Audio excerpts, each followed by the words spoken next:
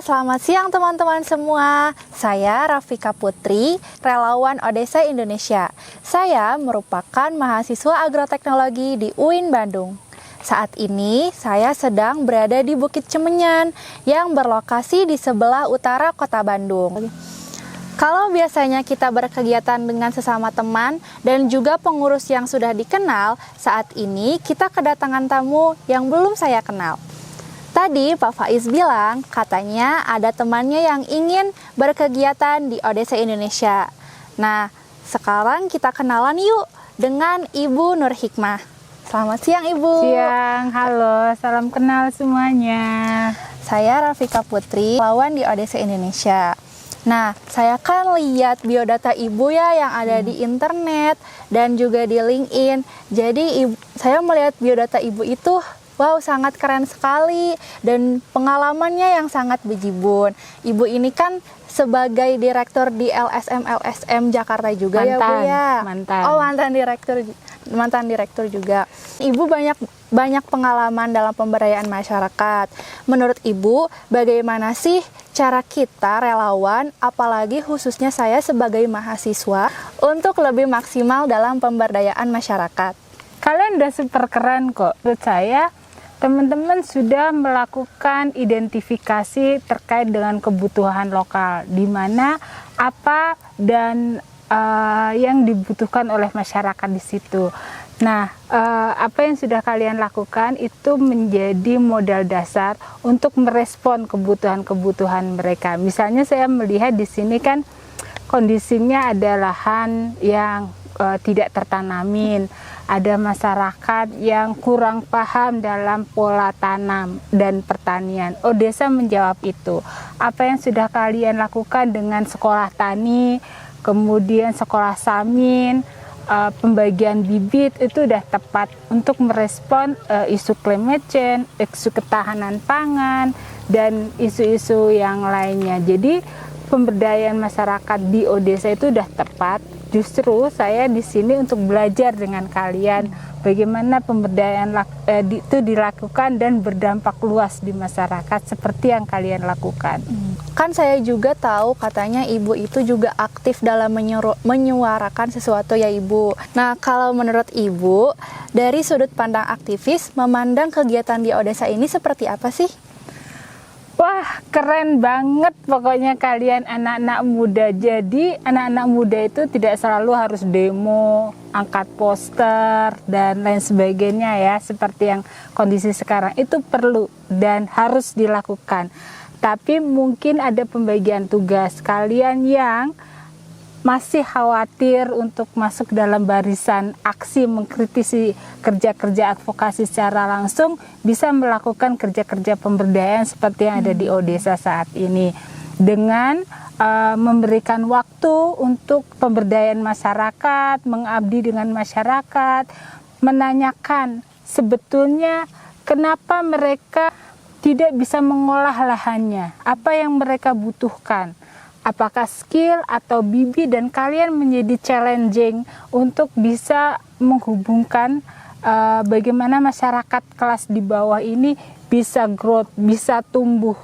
Nah, apa yang sudah kalian lakukan itu sudah tepat. Jadi saya rasa menjadi aktivis tidak selalu ada di garda terdepan aksi-aksi yang pegang toa, tapi juga menjadi teman petani, mengangkat cangkul, membagikan bibit, dan mendampingi mereka untuk bisa melakukan pemberdayaan di lingkungannya dengan melakukan penanaman pohon seperti yang sudah kalian lakukan.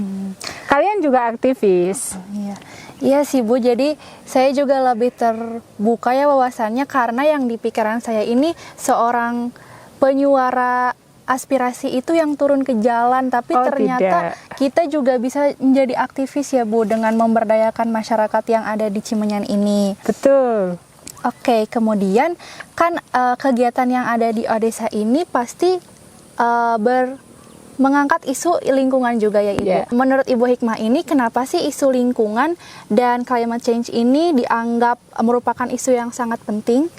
Ya, karena ini merupakan krisis iklim yang apa yang dialami oleh seluruh dunia. Jadi ketika ada perubahan iklim, ketika ada krisis iklim, maka bumi ini mengalami keterancaman dari persoalan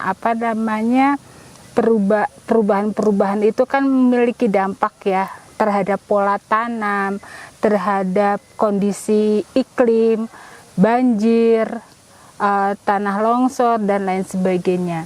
Dan termasuk akan berdampak pada ketahanan pangan. Kita sudah tahu bagaimana kemudian teman-teman di sekitar pesisir berdampak pada adanya rob, adanya banjir bandang yang dulunya mereka adalah para petani, lahannya kemudian tergerus oleh pantai dan akhirnya menjadi nelayan. Nah, perubahan-perubahan itulah yang harus dimitigasi oleh teman-teman. Bagaimana caranya? Dengan melakukan perlawanan dengan penanaman. Misalnya kalau di teman-teman pesisir itu melakukan penanaman bako atau mangrove.